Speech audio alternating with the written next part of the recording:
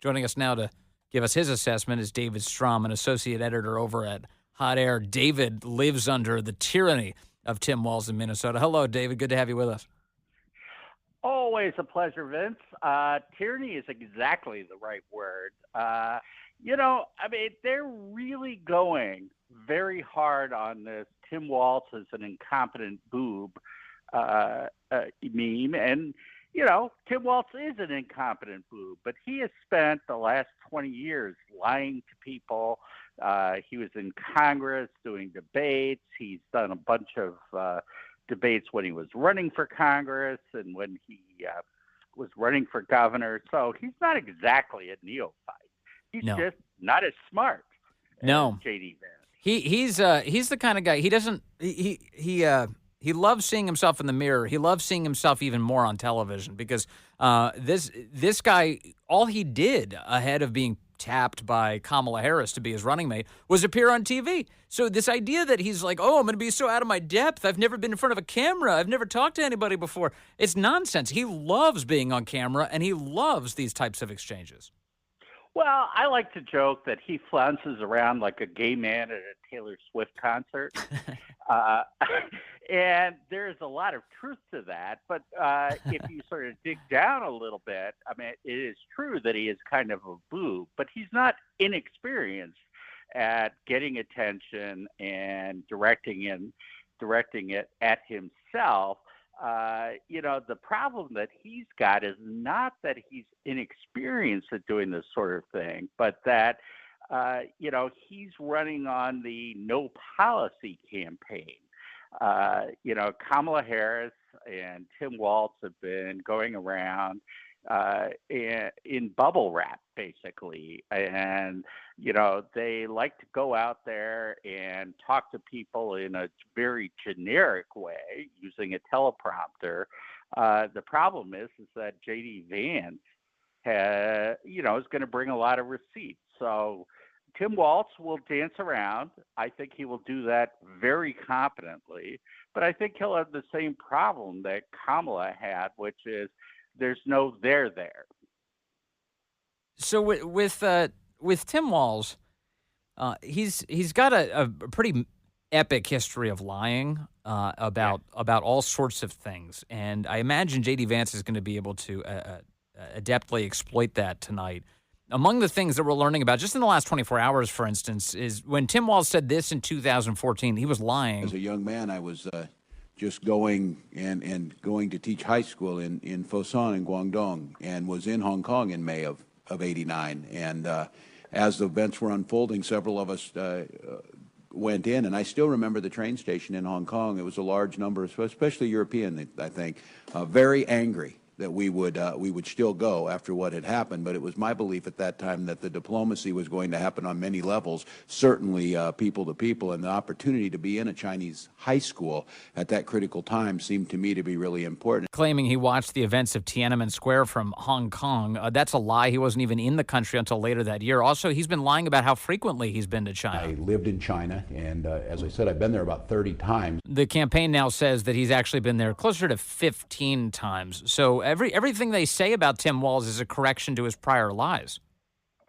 Yeah, no, that is absolutely true. The real question here is, will people buy that fact just coming from J.D. Vance? Right. I think J.D. Vance is going to be able to hit him on that, but the mainstream media goes way out of its way to talk about how Trump lies, Vance lies, and they may touch briefly on the fact that neither Kamala Harris nor Tim Walz tells the truth, but then they'll go right back to what a liar Vance and Trump are. Yes. So I think the thing that Vance has to do, if he can do it, is get under Tim Walz's skin on these things.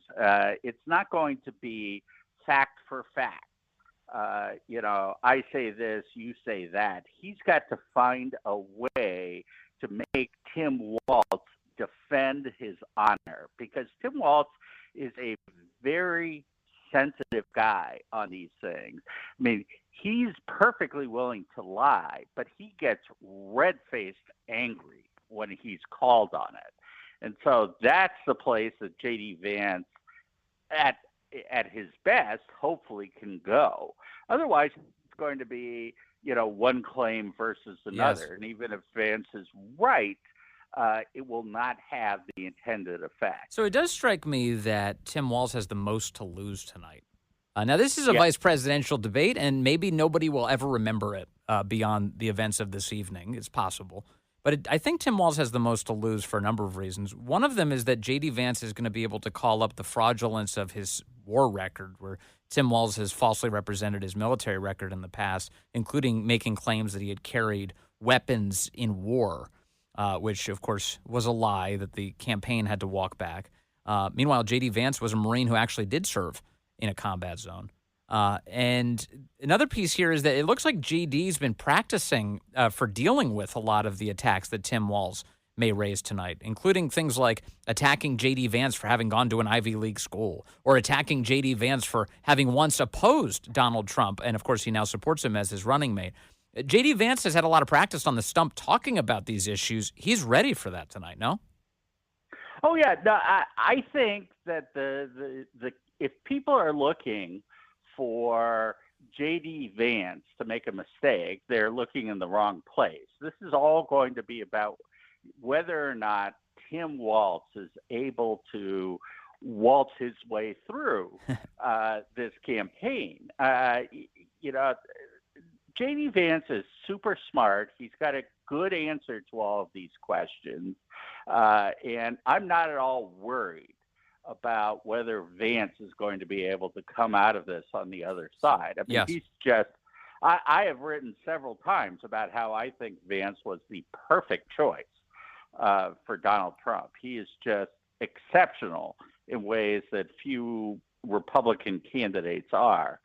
The real question is whether you can pin down Tim Walz, whether he's slippery enough to get out of all the out of the minefield. Yes, that's in front of him. Now, sometimes it's easy. Sometimes it's easy for us to overthink these things. I know it's easy for me to overthink it. It's just like, well, what issue? How is he going to drill down? What's he going to go after?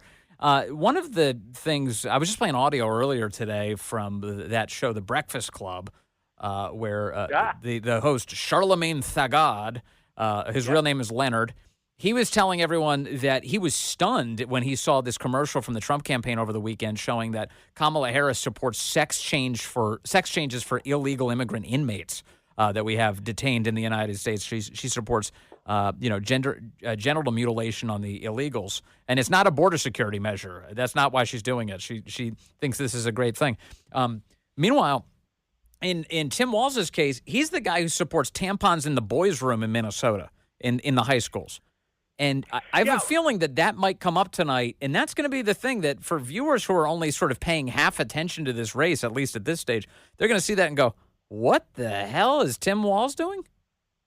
Yeah, well, this is actually, I have long thought that one of the superpowers that Democrats have is that they're so ridiculous and so extreme in their policies that average people, ordinary people, cannot believe how insane their positions are. And Tim Walz is at least as radical as Kamala Harris. And in some ways, he's even more so, because Kamala Harris, it's just because she's had a lobotomy. Tim Walz has actually, spent a little time thinking about how to be as radical as he is. Yes.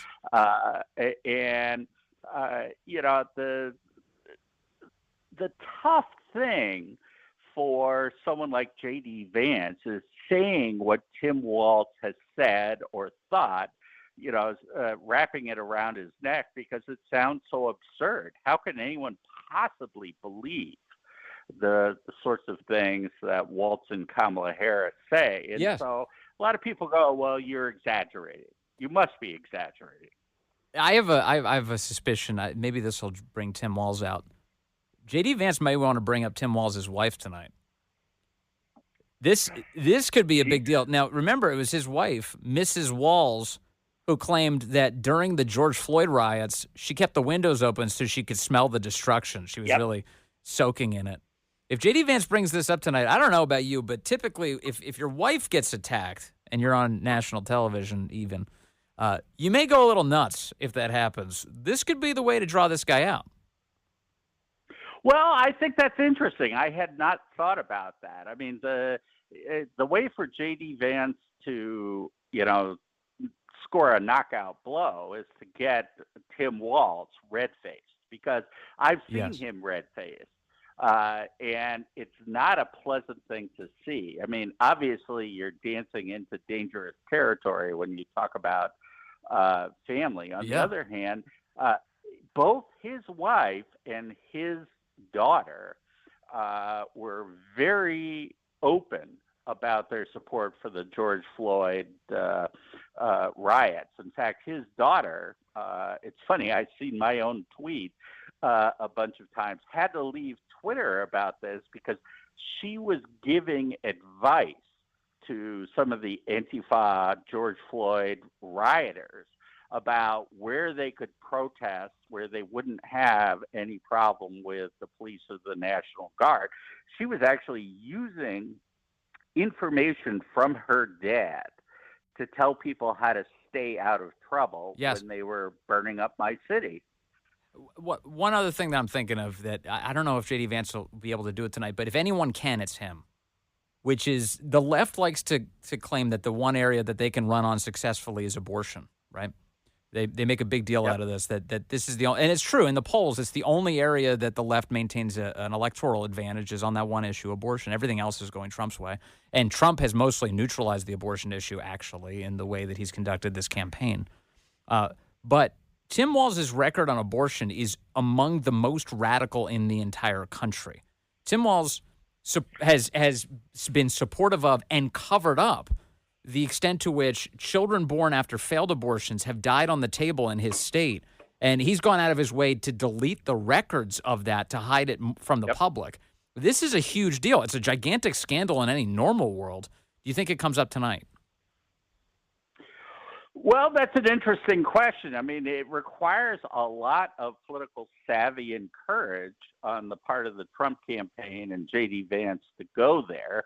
I mean, in terms of the reality, you're absolutely right. I mean, we're 9th month plus abortion in this state. The fact is that until Tim Walz changed the way that they kept the statistics, we were seeing 8 or 9 post-birth abortions in the state, and he's hiding that. It's very much like the trans sanctuary state issue, where